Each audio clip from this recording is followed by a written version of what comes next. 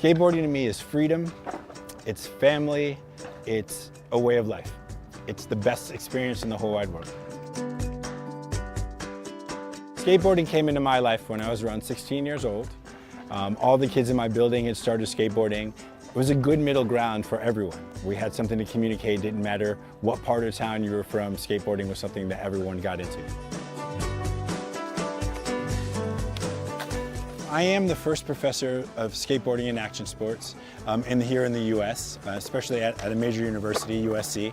I've been studying skateboarding in my undergrad and then my master's program, which is in public diplomacy, and looking at how skateboarding can be used as a tool for cultural diplomacy. So when it came time to bring the class together, they knew that I'd been working out in the field in Cuba and Brazil and South Africa, and that we were trying to find new ways to engage youth all over the world.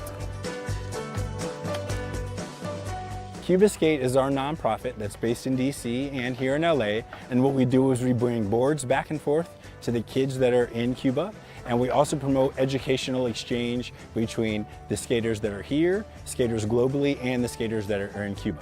We also work to promote entrepreneurship with all of the young skaters and give them a blueprint to look at how businesses are run here in skateboarding, how they can run their own co-ops and educational facilities there in Cuba.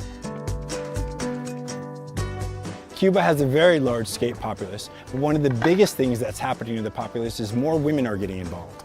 With skateboarding being moved to the Olympics, hopefully in the future, it's nice to see that so many women are starting to take up skateboarding there and that there's no disparity between the men and women on the island. One of the first things that skateboarding teaches you is how to persevere. If you fall down, you get back up and you work on things until you feel you've completed it. The other thing that skateboarding teaches you is to build a family and to build a community. That's amazing because most sports don't do that. One of the things that people don't realize is that skateboarding was very, very hard for me when I first got started. I didn't have access to money to buy lots of skateboards, so I had to literally piece together boards from parts all over the building. So when I first started skating, it was very collectivist because people gave me little parts and I built my first skateboards from there. So skateboarding means more to me than maybe kids who had access to just do it all the time. For me, it's something I fought to do my whole life.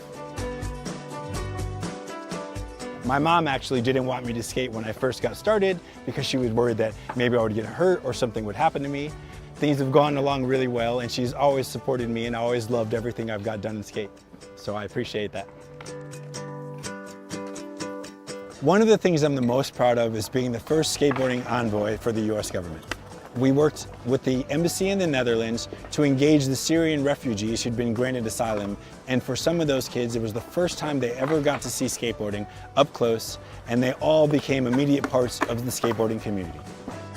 The skateboarding diplomacy project that we did with the Netherlands was so successful that the State Department has asked me to decide what other countries we should work on. So we're creating a plan right now to take skateboarding globally as an envoy. The biggest obstacles that we face in Cuba Skate is that we still have travel restrictions, there's still an embargo in place, and that makes our work a little difficult. The good thing though is that we have our hearts in a light place because we know that progress is being made on both sides. This skateboard right here is the passport to a global community.